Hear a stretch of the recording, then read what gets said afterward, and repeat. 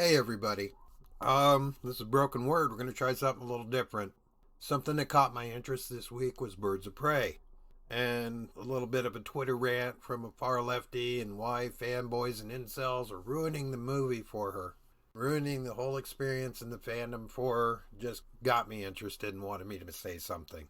From the beginning, Birds of Prey faced an uphill battle. It's like a shed built on a mountain of crap. It's based off of Harley Quinn, which was a popular character out of a completely garbage fire of a movie called Suicide Squad from 2016. You know, it wasn't a fan favorite with critics or the audience, and myself, I would have liked to see a Captain Boomerang movie out of that, but that's just me. I'm a little weird that way. If you didn't see it or don't remember Suicide Squad, I can't blame you. The movie was as disposable as a tissue after a session with Pornhub. It is completely forgettable, and there's not very much to it. The movie studio, in their great wisdom, and the next chapter for fan favorite Harley Quinn, is do we put Margot Robbie in a movie where her character can carry the whole show? Hell no! Let's put her in another ensemble cast because that worked so well the first time. So since the beginning, the trailers for this stated that Harley and others were looking for emancipation. Emancipation from what? Harley's shitty taste in boyfriends? You know, at its abstract, emancipation means freedom from inhibitions. The only thing she needs emancipating from is a prison cell and an ankle bracelet. That's about it. The only other backstory we see in the trailers is maybe Renee Montoya turning in her badge. Well, guessing from the actions in the rest of the trailers, that's pretty much she was maybe required to do that because she's breaking the law left and right. I don't see the point. Basically, they marketed this as an angry chick flick with bad girls doing bad things and immediately started the bullshit we see now. They focused instead on the women's aspect. They sacrificed an interesting story, any interesting plot, or any unique or neat adaptation of the source material. Nothing in this showed anything that the mass audiences should be interested in. They came out with this woke, tone-deaf marketing campaign of a film for women and for girls and girl power. But the problem is those movies don't make a lot of money. In its opening weekend, Birds of Prey managed to rake in $33 million. Its production costs were $85 million, and in order to break even with all the other crap in movie accounting, they're going to have to make $200 to $300 million, which it looks to be pretty hard to do. They might eventually do it. But thank God, because another sequel of this type is not really great.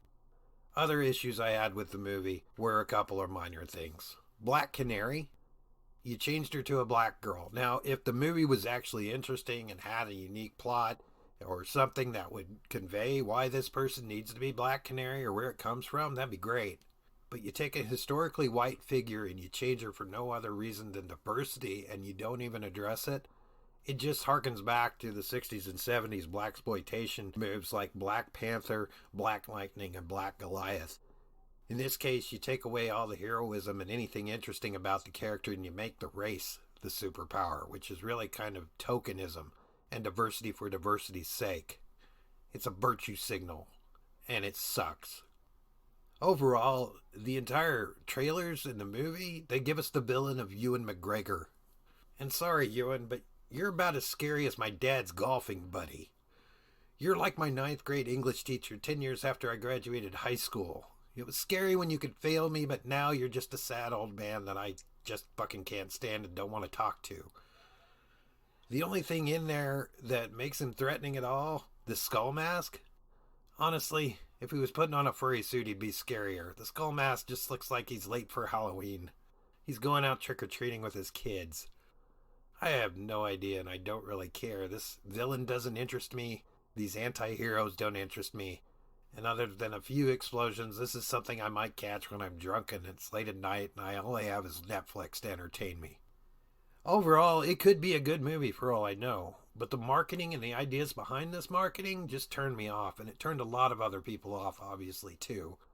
When you come out and you appeal to the woke brigade, you forget that historically this brigade doesn't have the numbers and they don't have the money to float the projects that they demand be made just for them.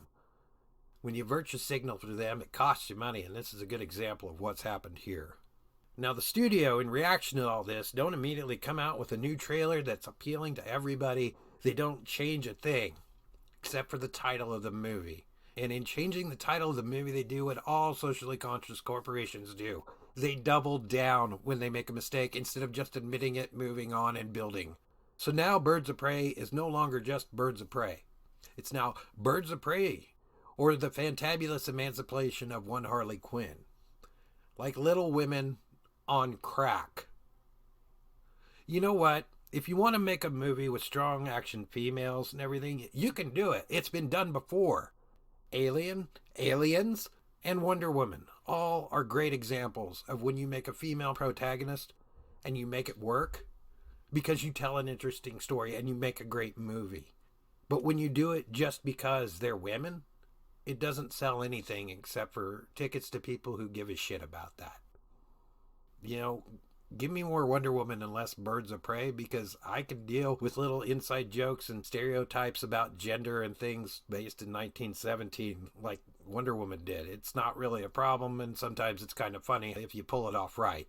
This is just a ham-handed attempt by some inept dipshits who have ruined probably a good property and made sure that we don't get another sequel. But God, I'm really praying we don't. I don't know what I would have deserved to get another sequel to this piece of shit. That's all, everybody. Have a good time, and let me know in the comments where I can improve or anything like that. Thanks!